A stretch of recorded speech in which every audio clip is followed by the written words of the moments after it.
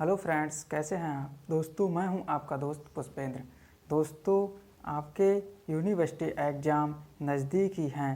दोस्तों, मैं आपके लिए कंटिन्यू वीडियो प्रोवाइड करता रहूँगा।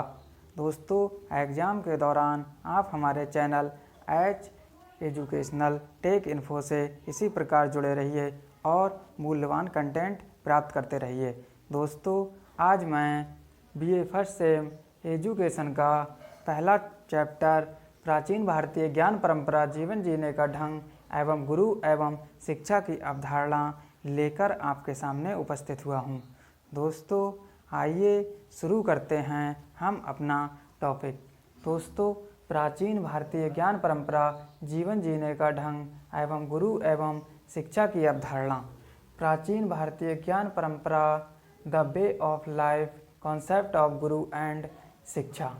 दोस्तों, प्राचीन भारतीय ज्ञान परंपरा एवं गुरु एवं शिक्षा की अवधारणा। दोस्तों, प्राचीन समय में किस प्रकार शिक्षा प्रणाली होती थी, गुरु और शिष्य के बीच क्या संबंध था, क्या क्या व्यवस्थाएं थीं, वह आज हम डिटेल से डिस्कस करेंगे।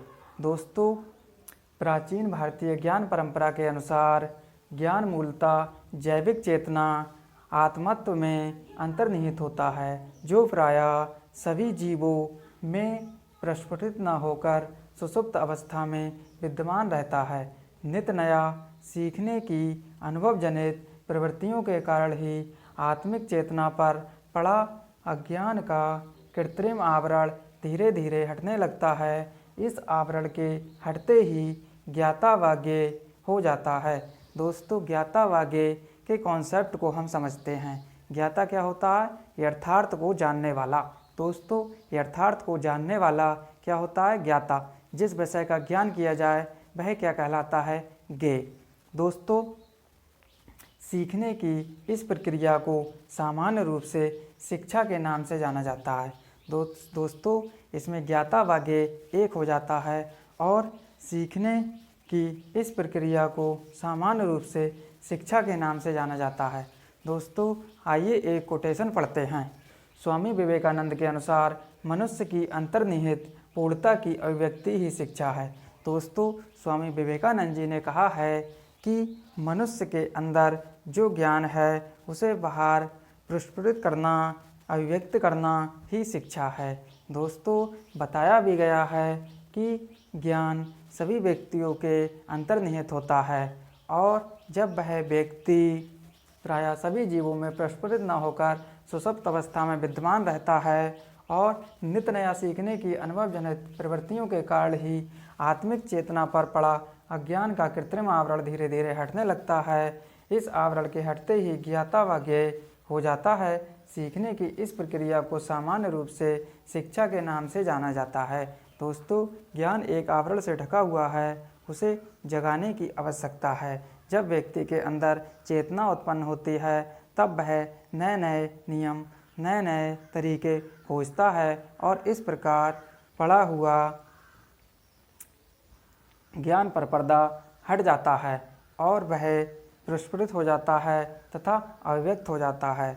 इसी कोटेशन को स्वामी विवेकानंद जी ने इसी प्रकार समझाया है कि मनुष्य की अंतर्निहित पूर्णता की अभिव्यक्ति ही शिक्षा है। अर्थात मनुष्य के अंदर जो ज्ञान है उसे बाहर अभिव्यक्त करना ही क्या है? शिक्षा।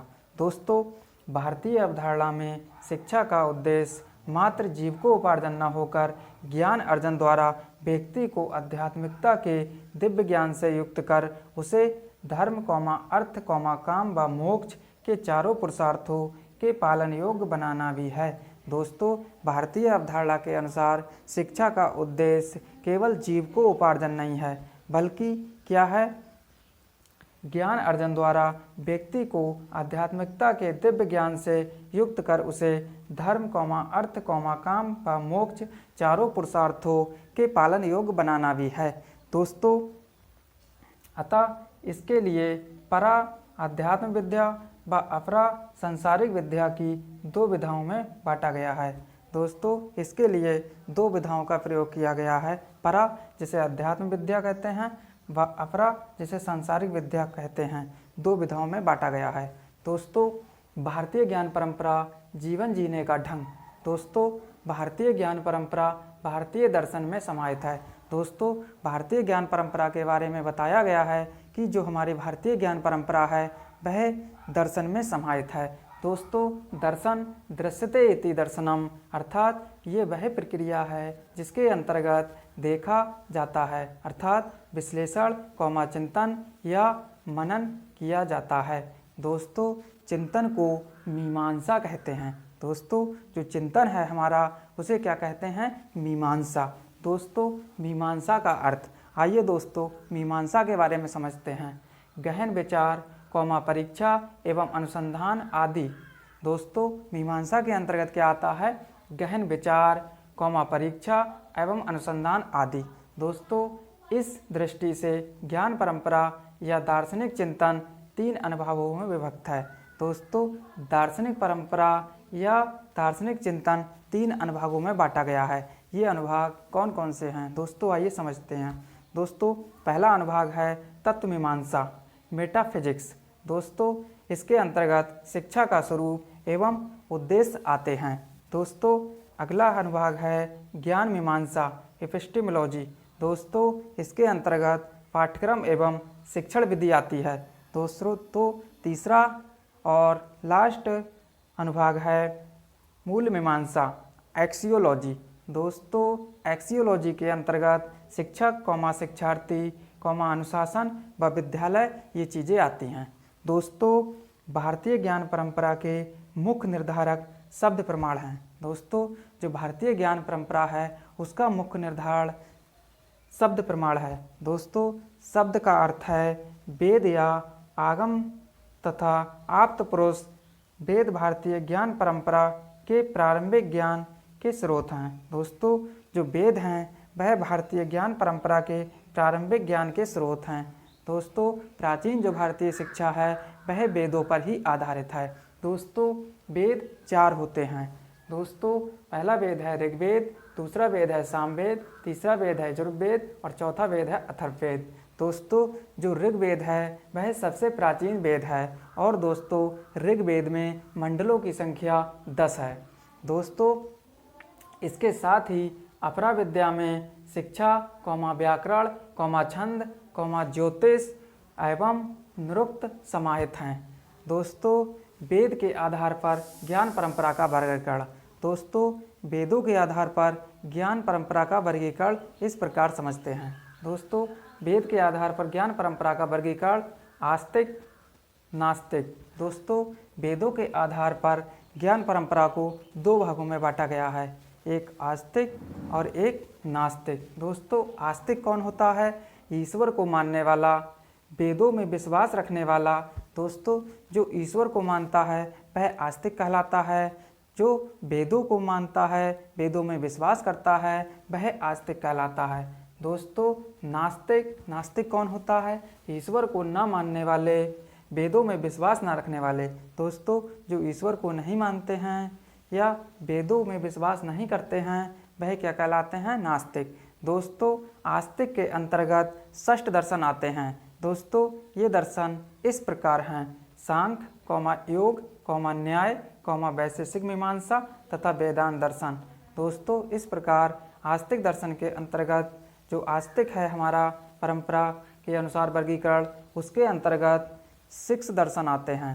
दोस्तों, नास्तिक के अंतर्गत 3 दर्शन आते हैं, चार्वाक, जैन तथा बौद्ध।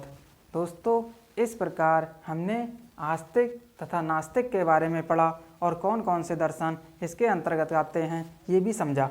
दोस्तों, भारतीय ज्ञान परंपरा के सार उपनिषद माने जाते हैं। दोस्तों, जो भारतीय ज्ञान परंपरा है उसका सार उपनिषद माने जाते हैं क्योंकि वेदों का अंतिम अंश उपनिषद है। दोस्तों, उपनिषद क्या है? वेदों का अंतिम अंश। दोस्तों, वैदिक मंत्रों को 4 भागों में बांटा गया है। दोस्तों, जो वैदिक मंत्र होते हैं उन्हें 4 भागों में बांटा गया है, संहिता, ब्राह्मण, आरण्यक तथा उपनिषद। दोस्तों, इस प्रकार वैदिक मंत्रों को 4 भागों में बांटा गया है। कौन कौन से? संहिता, ब्राह्मण, आरण्यक तथा उपनिषद। दोस्तों, भारतीय ज्ञान परंपरा के अनुसार प्राचीन काल में। दोस्तों, भारतीय ज्ञान परंपरा के अनुसार प्राचीन काल में गुरु व शिष्य का संबंध बहुत मधुर था। दोस्तों, गुरु को श्रेष्ठ स्थान प्राप्त था तथा छात्र व छात्राएं गुरु को अपने पिता के समान मानते थे। दोस्तों, इसी प्रकार छात्र व छात्राओं को गुरु अपने पुत्र व पुत्री के समान समझते थे। इस प्रकार दोस्तों, प्राचीन काल की शिक्षा व्यवस्था में गुरु और शिष्य का संबंध बहुत ही मधुर था। नोट, आइए दोस्तों कुछ इम्पोर्टेंट पढ़ते हैं। वेदांग। दोस्तों, वेदांग का अर्थ है वेदार्थ ज्ञान में सहायक शास्त्र को ही वेदांग कहा जाता है। दोस्तों, वेदांग किसे कहा जाता है? वेदार्थ ज्ञान में सहायक शास्त्र को ही वेदांग कहा जाता है। दोस्तों, ये 6 वेदांग हैं। 6 वेदांग कौन कौन से हैं दोस्तों? शिक्षा, कल्प, व्याकरण, ज्योतिष, छंद और निरुक्त। दोस्तों, इस प्रकार वेदांगों की संख्या 6 है। दोस्तों, पुराण 18। दोस्तों, पुराणों की संख्या 18 है। दोस्तों, वेदों की संख्या 4 है। दोस्तों, पराविद्या क्या होती है दोस्तों? ज्ञान जो मानव अनुभव से परे है। अर्थात दोस्तों, जो ज्ञान मानव अनुभव से परे है, जिसका मानव अनुभव नहीं कर सकता, वह क्या कहलाता है? पराविद्या। इसे ब्रह्म विद्या या आध्यात्म विद्या भी कहते हैं। दोस्तों, अगली है अपराविद्या। अपराविद्या क्या है दोस्तों? ज्ञान जो मानव अनुभव पर आधारित है। दोस्तों, वह ज्ञान जो मानव अनुभव पर आधारित है वह अपराविद्या कहलाता है। दोस्तों, इसके अंतर्गत लौकिक व व्यावहारिक ज्ञान आता है। दोस्तों, जो अपराविद्या है इसके लिए लौकिक या व्यावहारिक ज्ञान भी कहते हैं और जो पराविद्या है उसके लिए ब्रह्म विद्या या आध्यात्म विद्या भी कहते हैं। दोस्तों, इस प्रकार हम बीए फर्स्ट सेमेस्टर एजुकेशन का पहला चैप्टर भारतीय ज्ञान परंपरा, जीवन जीने का ढंग एवं गुरु एवं शिक्षा की अवधारणा लेकर आपके सामने उपस्थित हुए। दोस्तों, इसी प्रकार और भी टॉपिक बाय टॉपिक हम आपके सामने लेकर एग्ज़ाम के दौरान उपस्थित होते रहेंगे। दोस्तों, इसके बाद हम थर्ड सेम एजुकेशन का चैप्टर बाय चैप्टर टॉपिक लेकर आएंगे। दोस्तों, आप हमारे लिए हमारे चैनल को इसी प्रकार प्रमोट करते रहें और हमें उत्साह बढ़ाते रहें। दोस्तों, इसी प्रकार आप हमारे चैनल से जुड़े रहें। तब तक के लिए धन्यवाद।